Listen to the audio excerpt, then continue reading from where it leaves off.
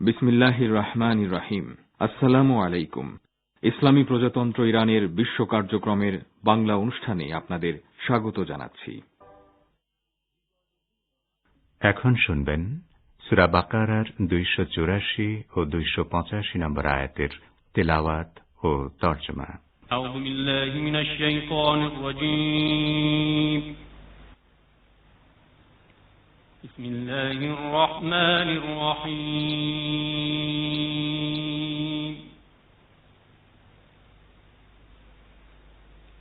লিল্লাহি মা ফিস সামাওয়াতি ওয়া মা ফিল আরদ ওয়া ইন তুবদু মা ফি আনফুসিকুম আও তুখফুহু ইউহাসিবকুম বিল্লাহ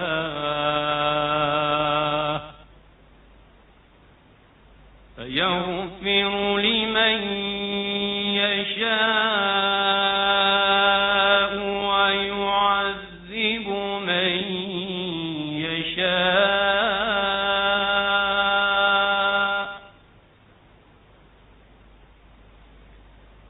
ওয়াল্লাহু আলা কুল্লি শাইইন কাদির।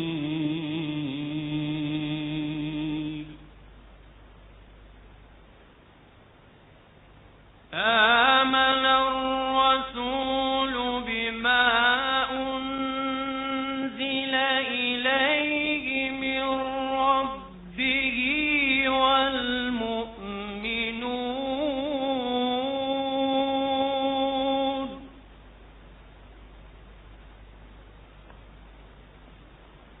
কুল্লুন আমানা বিল্লাহি ওয়া মালাইকাতিহি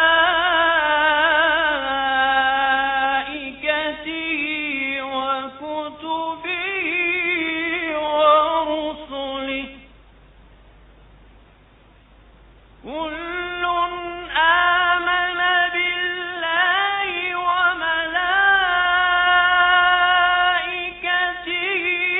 ওয়া কুতুবিহি ওয়া রুসুলিহি লা নুফাররিকু বাইনা আহাদিন মির রুসুলিহি ওয়া ক্বালু সামি'না ওয়া আতা'না গুফরানাকা রাব্বানা ওয়া ইলাইকাল মাসীর।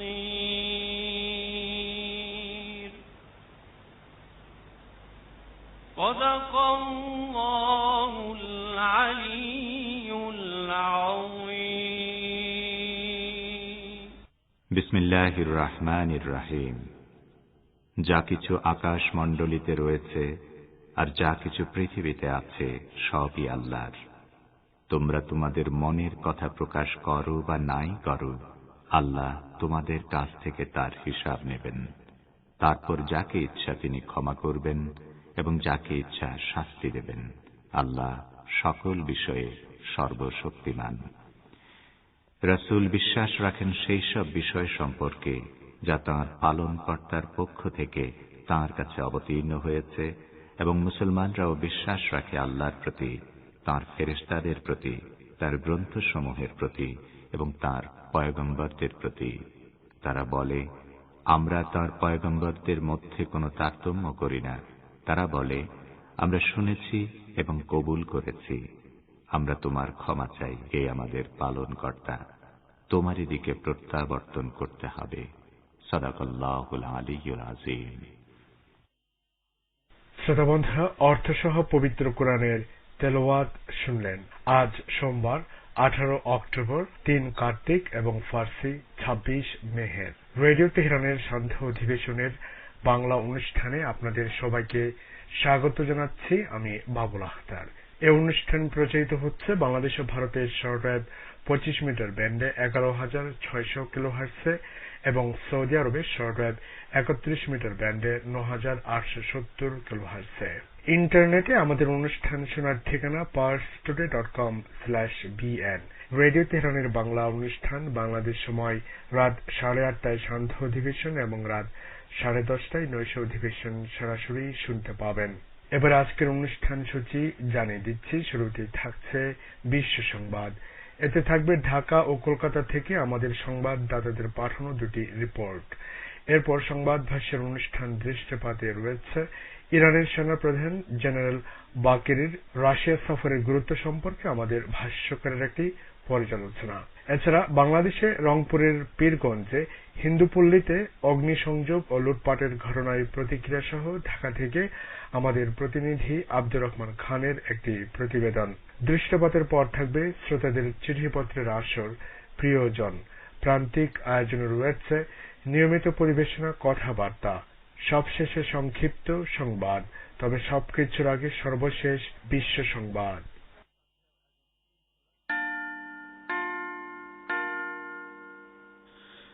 রেডিও তেহরান শুরু হচ্ছে বিশ্ব সংবাদ।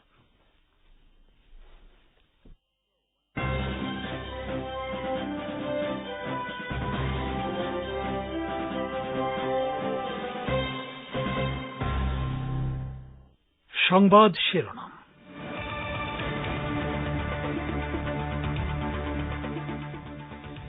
ইরানের উপর থেকে ইউরোপীয় নিষেধাজ্ঞা প্রত্যাহারের আলোচনা বৃহস্পতিবার হতে শুরু, জানিয়েছে তেহরান। সম্পর্ক প্রতিষ্ঠার আলোচনার মধ্যে ইরান থেকে সৌদি আরবে পণ্য রপ্তানি শুরু, তেহরান রিয়াদ সুসম্পর্কের নয়া ইঙ্গিত। প্রবাসী কর্মীদের জন্য ঢাকার বিমানবন্দরের কাছে সাপোর্ট সেন্টার স্থাপনের উদ্যোগ নিয়েছে বাংলাদেশ সরকার। এবং পাকিস্তানের পাশাপাশি চীনেও সার্জিক্যাল স্ট্রাইক করতে ভারত সরকারকে শিবসেনা নেতা সঞ্জয় রাউত এমপির পরামর্শ। আসসালামু আলাইকুম শ্রোতা বন্ধুরা, সংবাদ শিরোনাম শুনে এবার বিস্তারিত বিশ্ব সংবাদে আমন্ত্রণ জানাচ্ছি আমি সোহেল আহমেদ। ইসলামী প্রজাতন্ত্র ইরানের উপর থেকে ইউরোপীয় ইউনিয়নের নিষেধাজ্ঞা প্রত্যাহারের আলোচনা আগামী বৃহস্পতিবার থেকে শুরু হবে। ইরানের পররাষ্ট্র মন্ত্রণালয়ের মুখপাত্র সাইদ খাতিবজাদে একথা বলেছেন। তিনি জানান, ইরানের উপর থেকে নিষেধাজ্ঞা প্রত্যাহারের আলোচনা করার জন্য উপ পররাষ্ট্রমন্ত্রী মোহাম্মদ বাকেরি কানি বৃহস্পতিবার বেলজিয়ামের রাজধানী ব্রাসেলসে যাবেন। ভিয়েনা আলোচনা শুরুর বিষয়ে কি কি বাধা ও চ্যালেঞ্জ রয়েছে তা নিয়ে তিনি সেখানে আলোচনা করবেন। গত সপ্তাহে ইরান এবং ইউরোপীয় ইউনিয়নের মধ্যে সমঝোতার ভিত্তিতে এই আলোচনা শুরু হতে যাচ্ছে। গত সপ্তাহে ইউরোপীয় ইউনিয়নের পররাষ্ট্রনীতি বিষয়ক উপপ্রধান এনরিক মোরা তেহরান সফর করেন এবং সেই সময় ইরান ও ইউরোপীয় ইউনিয়নের মধ্যে সমঝোতা সই হয়। ইরান সফরের সময় এনরিক মোরার সঙ্গে ইরানি কর্মকর্তাদের যে আলোচনা হয়েছিল তাকে গঠনমূলক ও আলোচনা ভালো হয়েছে বলে তখন মন্তব্য করেছিলেন সাইদ খাতিবজাদে। সে সময় তিনি বলেছিলেন, ইরান ও ইউরোপীয় ইউনিয়নের এই কর্মকর্তার মধ্যকার বৈঠক ভিয়েনায় অচল হয়ে পড়া পরমাণু আলোচনা শুরুর ক্ষেত্রে একটি ইতিবাচক পদক্ষেপ হতে পারে। সৌদি আরবের সঙ্গে আবারও ইরানের অর্থনৈতিক সম্পর্কের সূচনা হয়েছে।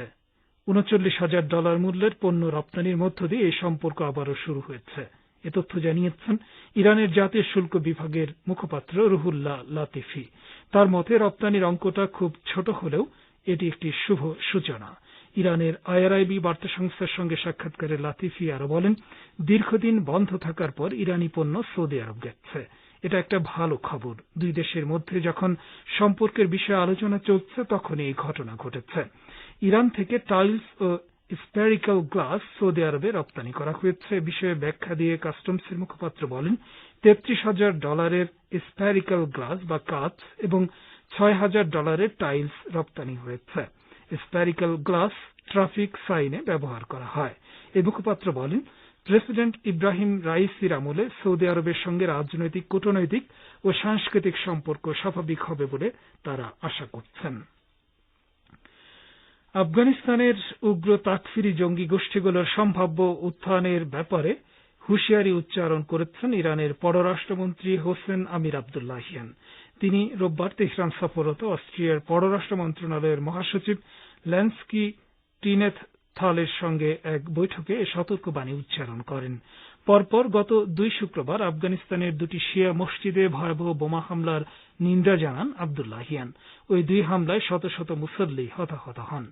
ইরানের পররাষ্ট্রমন্ত্রী বলেন, আফগানিস্তানের সরকার পরিবর্তনের সঙ্গে সঙ্গে দায়েশ সহ অন্যান্য তাকফিরি জঙ্গি গোষ্ঠীর উত্থান অত্যন্ত বিপজ্জনক।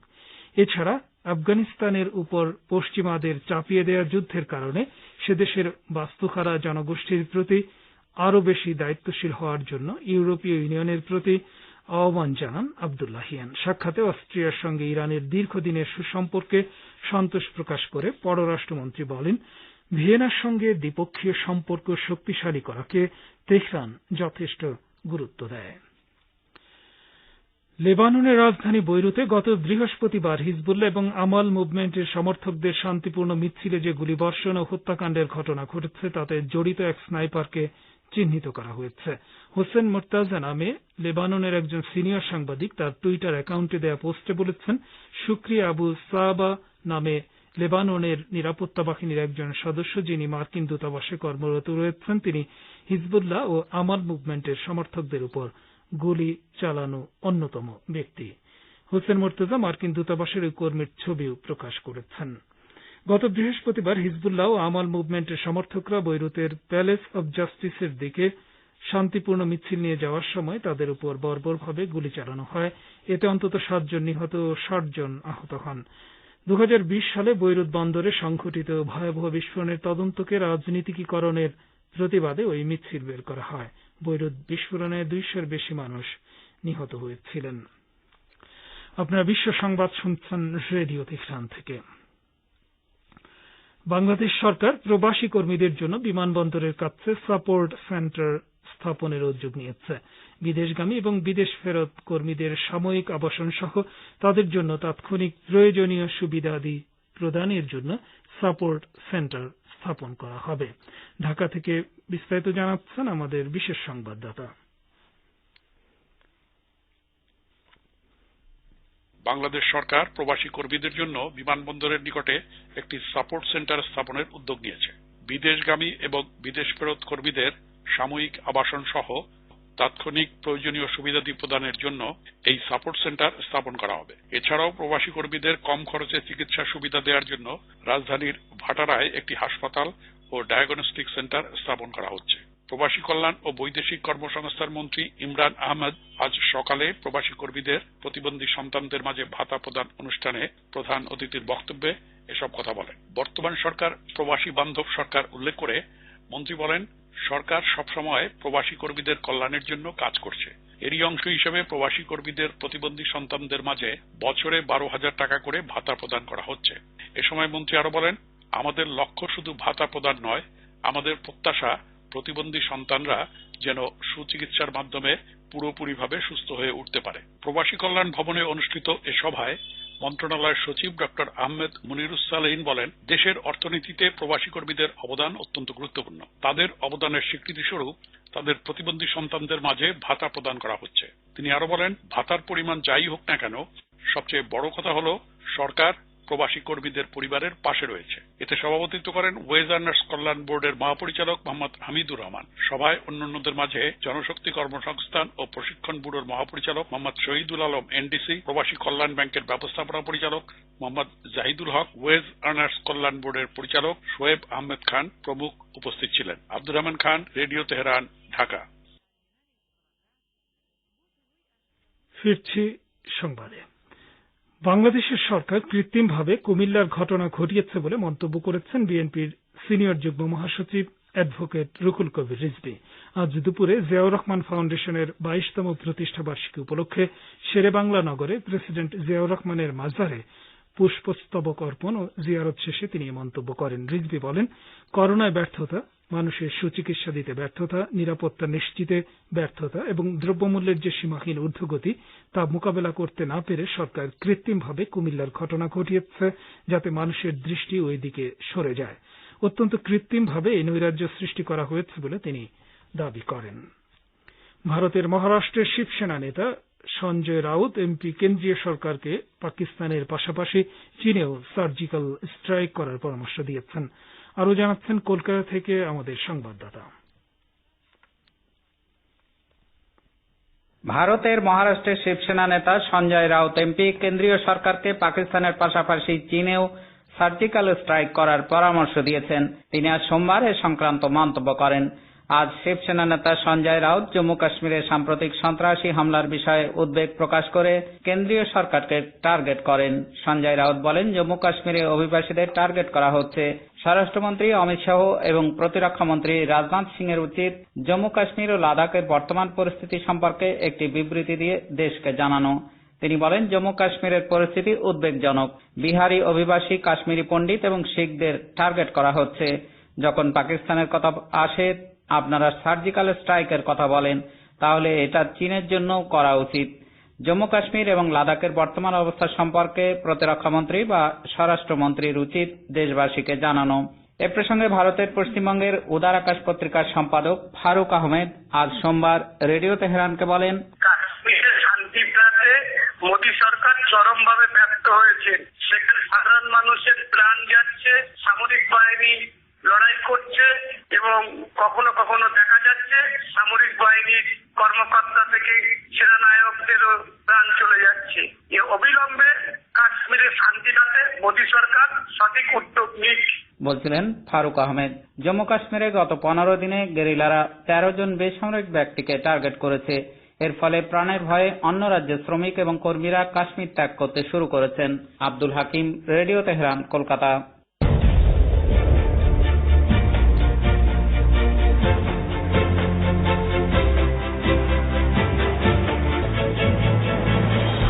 রেডিও তেহরান, খবরের সঙ্গে 24 ঘন্টা। ভিজিট করুন আমাদের ওয়েবপেজ farstoday.com/bn।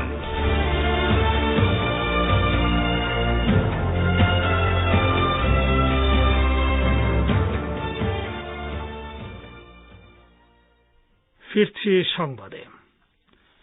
পূর্ব এশিয়ার সমুদ্র সীমায় আমেরিকা ও কানাডার যুদ্ধজাহাজ চলাচলের তীব্র নিন্দা জানিয়েছে চীনের সেনাবাহিনী। এই বাহিনী হুঁশিয়ারি উচ্চারণ করে বলেছে, এসব যুদ্ধজাহাজ বেইজিং এর গভীর পর্যবেক্ষণে রয়েছে এবং যে কোনো হুমকির জবাব দেওয়ার জন্য চীনা সেনাবাহিনী প্রস্তুত রয়েছে। চীনা সেনাবাহিনী রোববার বিকেলে এক তথ্য বিবরণীতে বলেছে, তাইওয়ান প্রণালী দিয়ে আমেরিকা ও কানাডার যুদ্ধজাহাজ চলাচল আঞ্চলিক শান্তি ও স্থিতিশীলতা বিপন্ন করবে। এর আগে মার্কিন সেনাবাহিনী রোববার ঘোষণা করে, তাদের নৌবাহিনীর ডেস্ট্রয়ার ইউএসএস ডিউই তাইওয়ান প্রণালী দিয়ে দক্ষিণ চীন সাগরে প্রবেশ করেছে। এ সময় কানাডার একটি যুদ্ধজাহাজ মার্কিন ডেস্ট্রয়ারকে সঙ্গ দিচ্ছিল।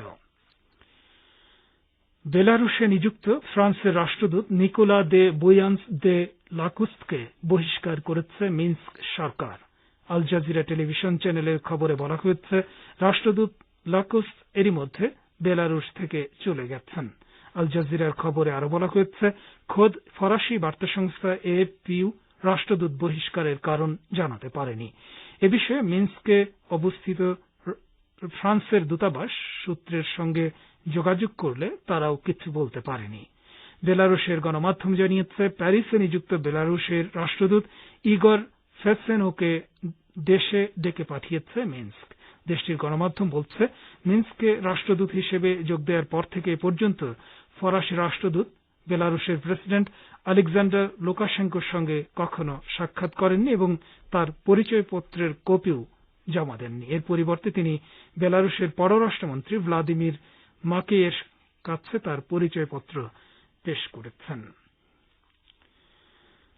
ইরানের সশস্ত্র বাহিনীর চিফ অফ স্টাফের chairman major general Mohammad Bagheri Russia সফরে গেছেন। তিনি রোববার রাতে মস্কো বিমানবন্দরে পৌঁছে সাংবাদিকদের বলেছেন, রাশিয়ার সঙ্গে তার দেশের সামরিক সহযোগিতা আরও শক্তিশালী হবে। তিনি আরো বলেন, প্রেসিডেন্ট সৈয়দ ইব্রাহিম রাইসির নেতৃত্বাধীন ত্রয়োদশ ইরান সরকার প্রাচ্যের দিকে মনোনিবেশ করার যে নীতি গ্রহণ করেছে তারই অংশ হিসেবে মস্কোর সঙ্গে সহযোগিতা শক্তিশালী করবে তেহরান। জেনারেল বাকেরি বলেন, এশিয়ার দেশগুলোর সঙ্গে সম্পর্ক উন্নয়নকে রাইসি সরকার বিশেষ অগ্রাধিকার দিয়েছে এবং এ লক্ষ্যে সাংহাই সহযোগিতা পরিষদে ইরানের পূর্ণাঙ্গ সদস্য পদ লাভ একটি গুরুত্বপূর্ণ অর্জন।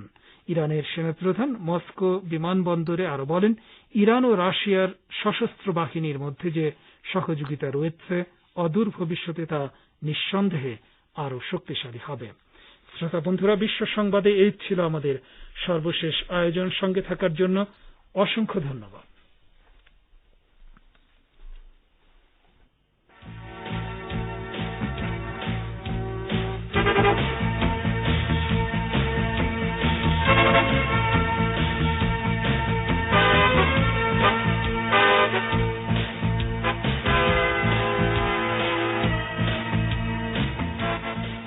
বিশ্ব সংবাদ শুনলেন রেডিও তেহরান থেকে। অনুষ্ঠানের এ পর্যায়ে আপনাদের সঙ্গে যোগ দিচ্ছি আমি বাবুল আখতার। শ্রোতা বন্ধুরা, আমন্ত্রণ জানাচ্ছি সংবাদ ভাষ্যের অনুষ্ঠান দৃষ্টিপাতে।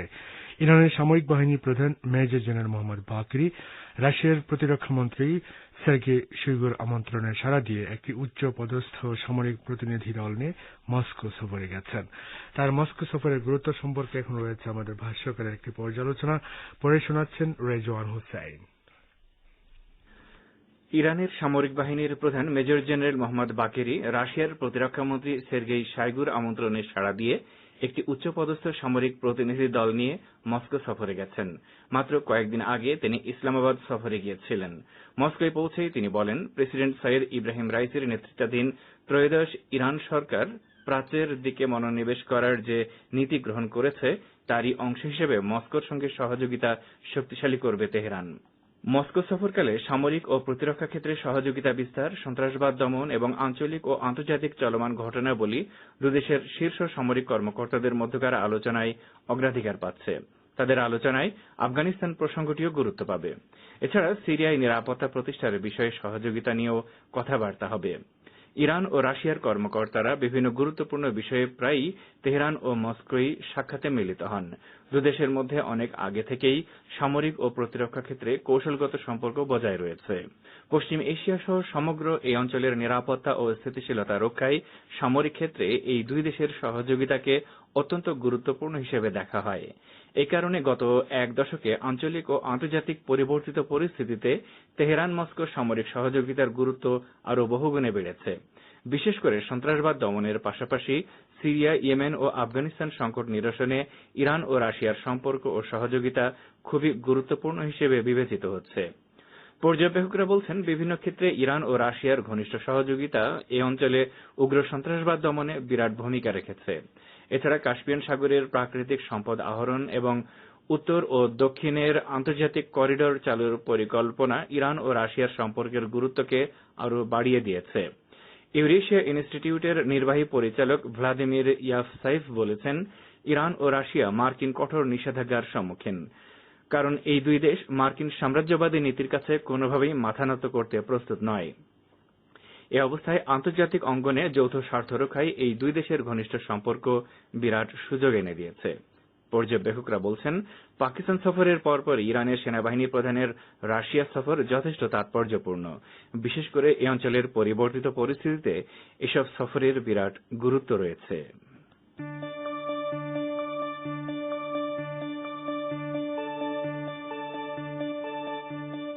আপনারা রেডিও তেহরানের অনুষ্ঠান শুনছেন সরাসরি তেহরান স্টুডিও থেকে। ইন্টারনেটে আমাদের অনুষ্ঠান প্রতিদিন শুনুন এই ঠিকানায় parstoday.com/bn। ফেসবুক লাইভে যোগ দিন এই ঠিকানায় facebook.com/Radio Tehran BN। আমাদের কাছে ইমেল করার ঠিকানা radioteheran1982@gmail.com।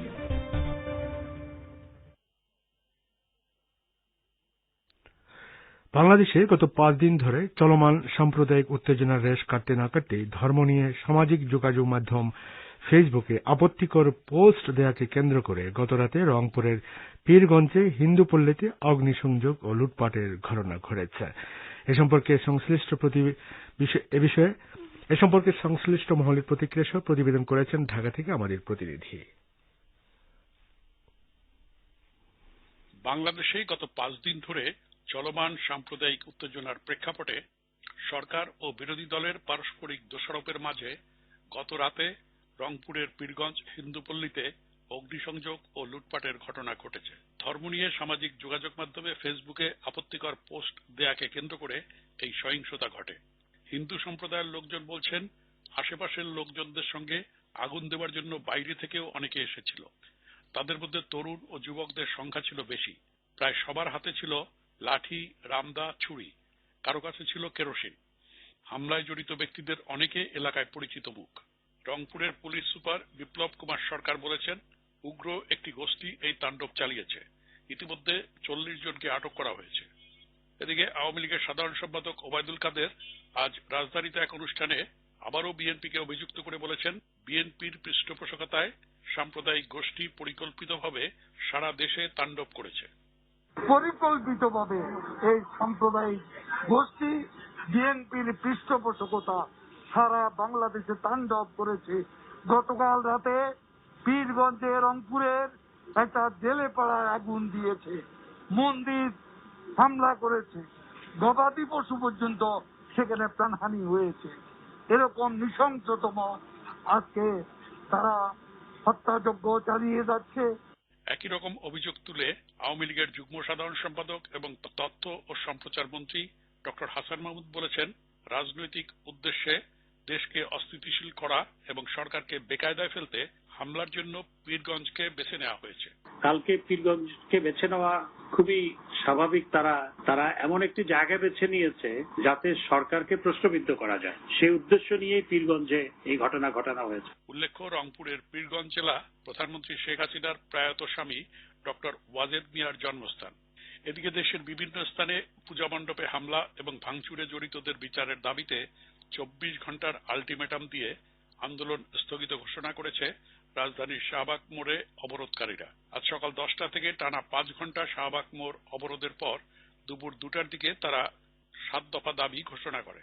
এই দাবিগুলো হলো হামলার শিকার মন্দিরগুলোকে দ্রুত সংস্কার, বসতবাটি ও ব্যবসা প্রতিষ্ঠানে লুটপাটের ক্ষতিপূরণ, ধর্ষণ ও হত্যার দ্রুত বিচার, সংসদে আইন প্রণয়নের মাধ্যমে মন্দির ও সংখ্যালঘুদের উপরে হামলার দায়ে সর্বোচ্চ শাস্তি নিশ্চিত করা, সংখ্যালঘুদের মন্ত্রণালয় ও কমিশন গঠন, হিন্দু ধর্মীয় ট্রাস্টের আধুনিকায়ন করে ফাউন্ডেশনে উন্নীত করা এবং জাতীয় বাজেটে সংখ্যালঘুদের জন্য 15% বরাদ্দ রাখা। এই 7 দফা না মানলে কঠোর কর্মসূচি ঘোষণার হুঁশিয়ারি দেওয়া হয়। ওদিকে বিভিন্ন জেলায় সংগঠিত সহিংসতার প্রেক্ষাপটে সংশ্লিষ্ট জেলার 7 জন পুলিশ কর্মকর্তাকে বিভিন্ন পদে বদলি করা হয়েছে। আজ সোমবার স্বরাষ্ট্র মন্ত্রণালয় থেকে এ সংক্রান্ত এক প্রজ্ঞাপন জারি করা হয়।